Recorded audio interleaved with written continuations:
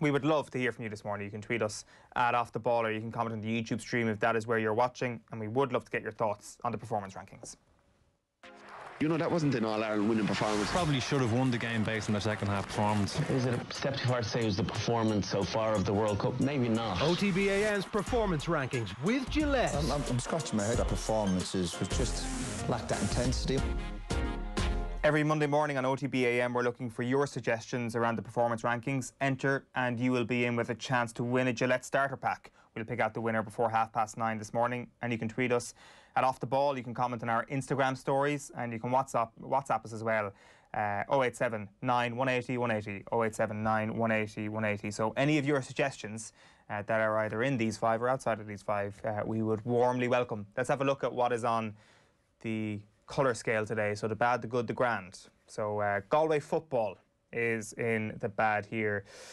We've kind of touched on this already, Ger, but is it like, do Galway in a weird way almost have learned experience of how to be so bad in the league game and then turn it around in a few weeks' time? Like, it's just because like we can't say for sure, oh, this is their season gone. It was just so astonishingly bad. It was worse than the Mayo performance last year in many ways, with such quality in the squad. Like, I thought that as a result of what happened last year in the league, they would have been much better primed for the weekend, because maybe they felt that, sure, they closed the gap on Mayo when it came to the championship, but maybe that 1 point defeat becomes a draw game or a narrow win for Galway.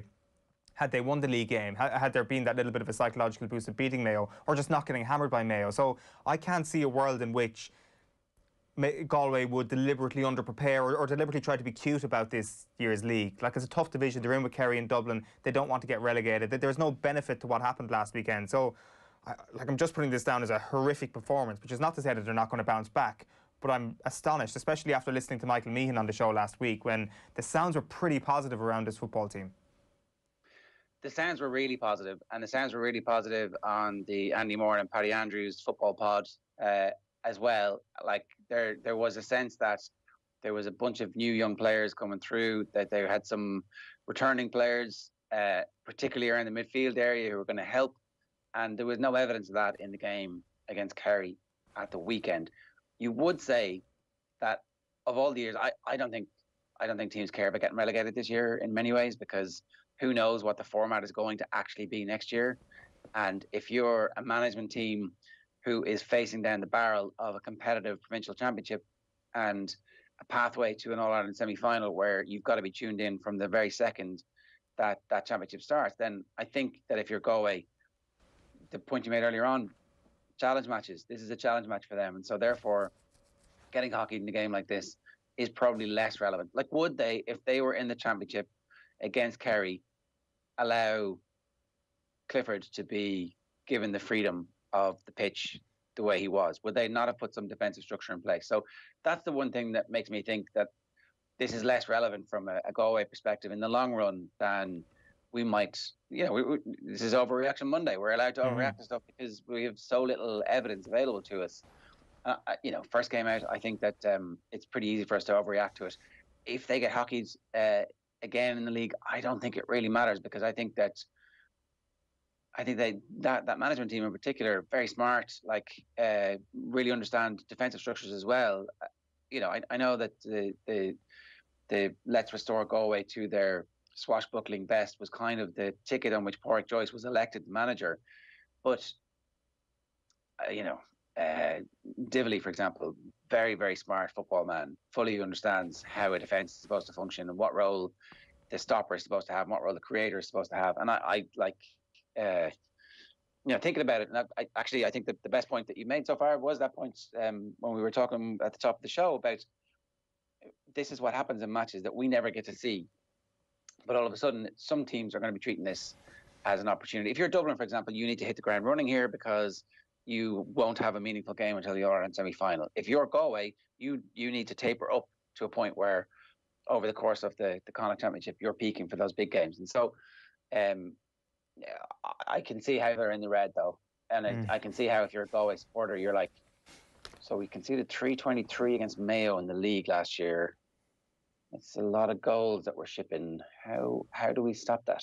Yeah, like that is why they're in the red, is that they do have such a talented management team, it seems, and such a talented group of players, that this was a massive underperformance. And you don't need to be trying to keep your cards close to your chest to put in place a defensive system that might stop you from leaking 10 proper goal chances, because you couldn't actually, you actually might not be able to go as far as describing Kerry as clinical on Saturday. That is the really worrying thing for Galway, that I'm telling you, Dublin would have scored more goals, much more goals on Saturday, which is the remarkable thing. We're going to come back to this in just a moment. We should touch on Chelsea here, who are also in the red this morning, hammered 4-0 yesterday in the Champions League final. They were down 4-0 by the 36th minute.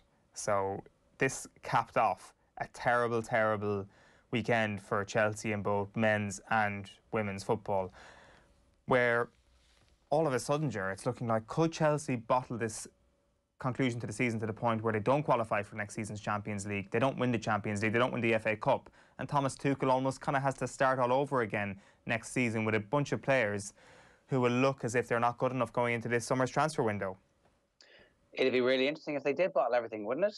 Because the bit where we were anointing Tuchel, and we were guilty of it, where we were anointing Tuchel the next super manager and Chelsea automatic contenders next season, that could go a bit pear-shaped really quickly over the next 2 weeks. I mean, over the next 36 hours. If Leicester beat them again, and Leicester therefore would essentially be qualified and home and hosed for the Champions League, how will we feel about what Tuchel has done?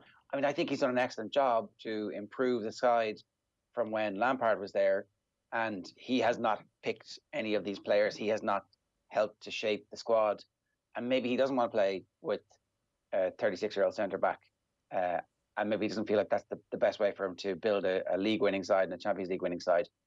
But it was a weird performance from Chelsea against Leicester at the weekend. It wasn't that swashbuckling performance that we've seen.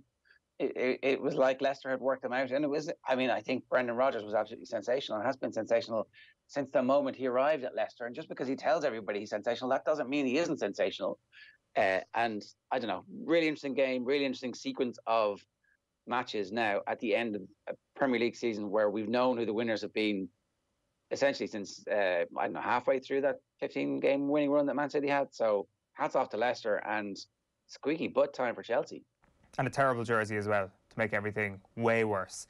Like, this was almost like what Chelsea did to Manchester City in the FA Cup semi-final. Leicester kind of did a similar job to them, but it just felt totally different. It felt like this was not football as we have come to know it. This was something different. This was an event.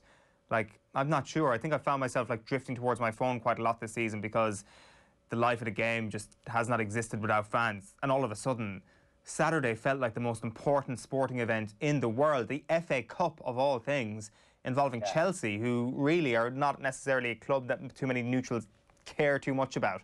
I was absolutely rooting against them with every passing moment because of the fact that there was this massive energy inside Wembley Stadium. It was an amazing TV event. It was incredible, absolutely incredible. I think the VAR decision in the video that's doing the rounds of the Chelsea fans filming themselves as they celebrate the equaliser. You know, how ironic the comic book villain was going to end up being Chilwell from a Leicester City fan's perspective, and the happiness, and then all of a sudden this dread silence falls over them, and you just hear expletives being shouted as VAR scratches off the goal for an offside, which, you know, looks pretty marginal. And when do you stop the video? Do you stop it after the ball leaves the foot, or is it like when he makes contact with it, or is that, and is those frames? I don't know. VAR is like not great, right? And we'll get into this with the hurling conversation a little bit later on as well. But having the fans there completely transformed that game. Like, I'm not going to lie, I watched most of the Villa game on the highlights, and the lack of celebration when they equalised at one stage was like, this definitely feels like a training grounds match. This definitely feels like a challenge match compared with the previous day when there were fans, and the difference it's going to make to all these teams. Like, this has absolutely been a year of phony war, and how grateful we were that there was that phony war. But now that we see what the difference fans make, the fleshy jiggle of the fans in the stands, it's the greatest sight in world sports. Yeah, like I want to live my life with the confidence that Ben Chilwell had to celebrate his former team, against his former team, knowing that he was on the offside line and the fact that it was an own goal. To have that confidence to actually go all out and celebrate that, thinking that there was going to be no repercussions or no U-turn possibly in that, I just want to have that level of confidence. I think it's this magnificent moment. The video you were talking about with the Chelsea fans in the stand is obviously the highlight of the season for so many reasons. And I mean, the owner being brought onto the pitch afterwards, like I wish they did that in American sports, where like Tom Brady would be like, do we bring our owner out? Is our owner a dickhead or is he not? Nah, he's all right, come on out. And they allowed them to do that in American sports. That's essentially what happened on Saturday. Leicester were like, our owner is good. Everybody else watching this, particularly you, the sneaky six, all of your owners are bad, so let's show off our shiny owner who's great and way better than your owner.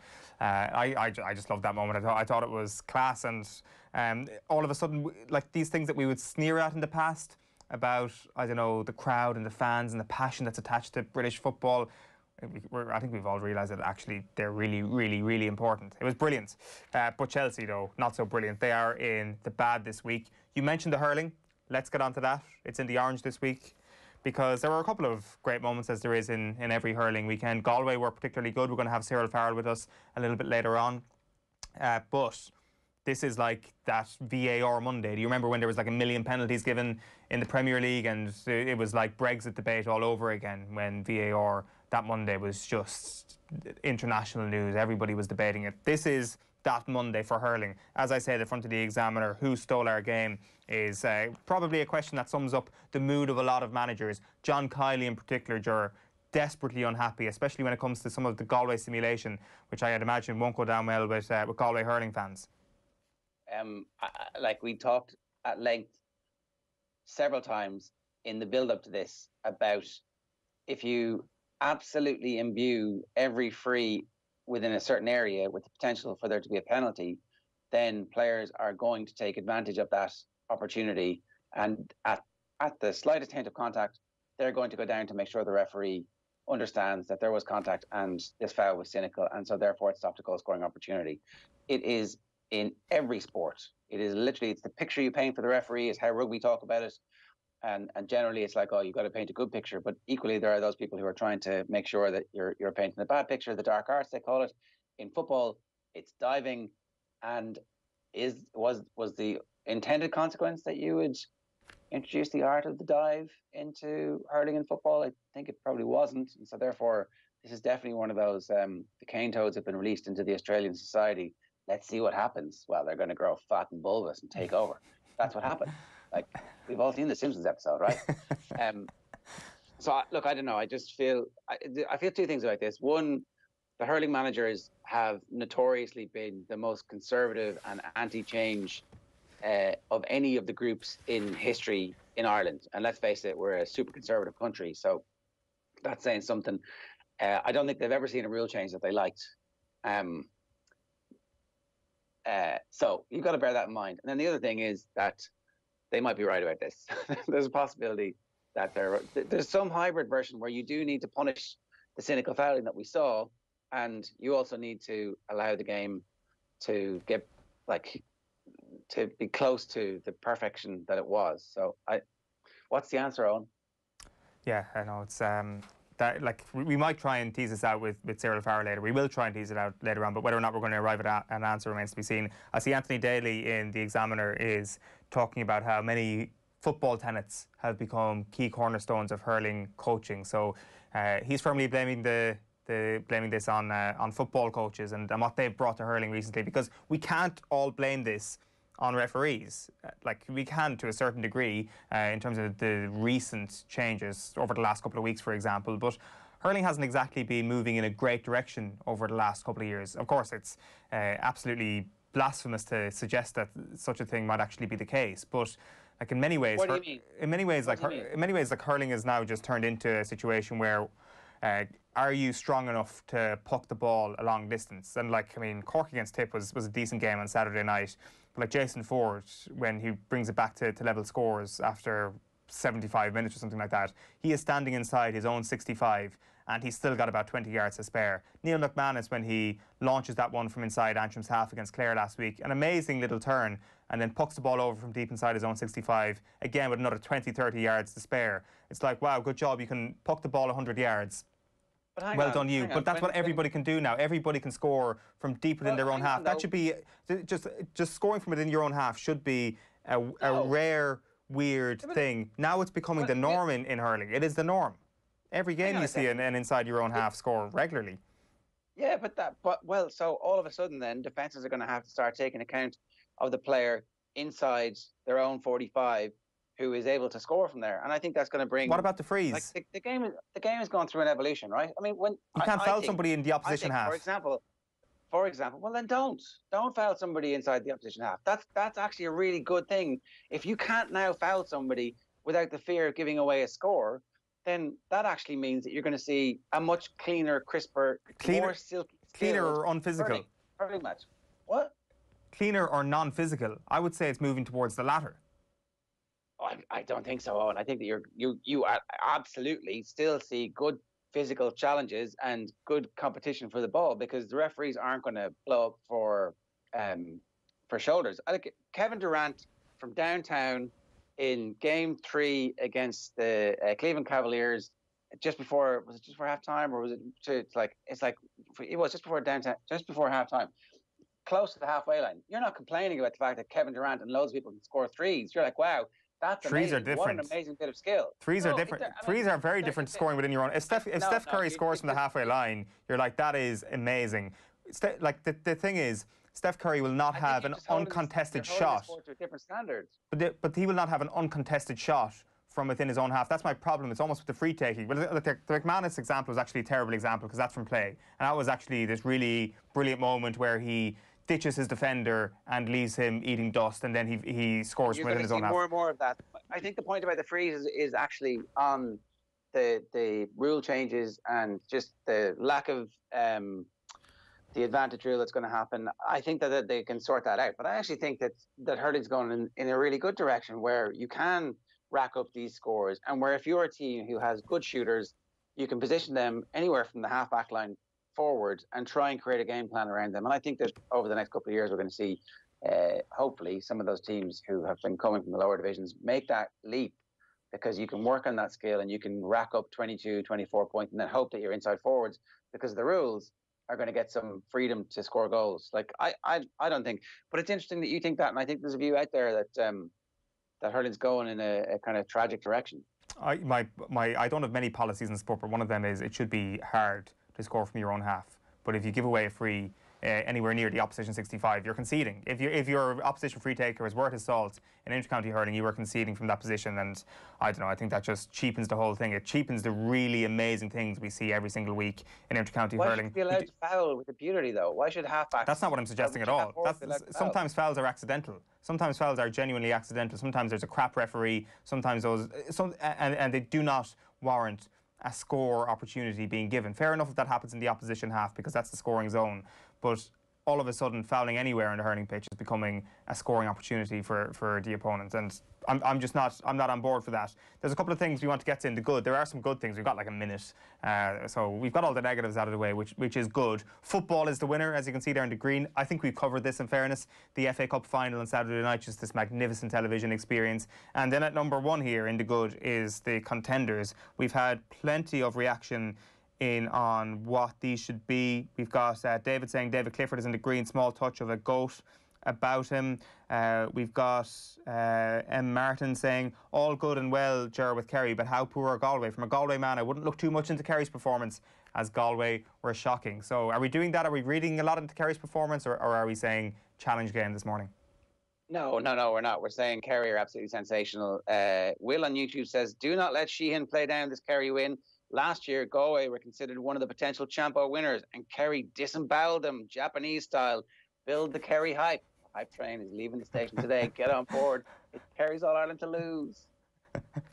Yeah, that's like, I mean, they've carved themselves out as a contender. I think it's fair to say after the weekend, like, no question about it. Nobody's going to try and play that down. The footballer of all time, in the peak of his powers. No question about that. I'm being told to read the comments. We don't. Unfortunately, we don't have time for analysis on that right now. But we will get Anthony Moyles' take on that a little bit later on. James McCullough says Munster should be in the red for performance rankings. To lose at home to Connacht when they're the only team going full throttle for this pointless trophy is shocking. We've got Niall McCann saying get Carlo Ancelotti into the red.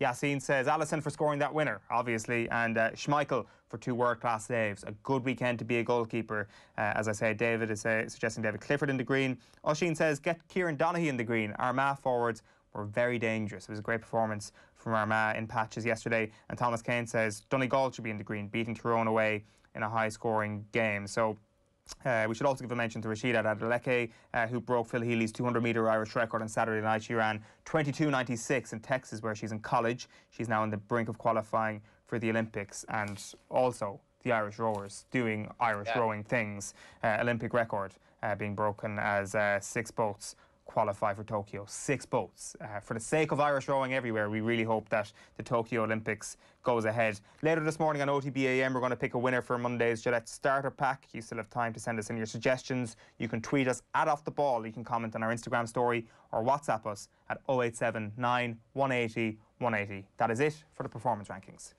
OTB AM's performance rankings with Gillette.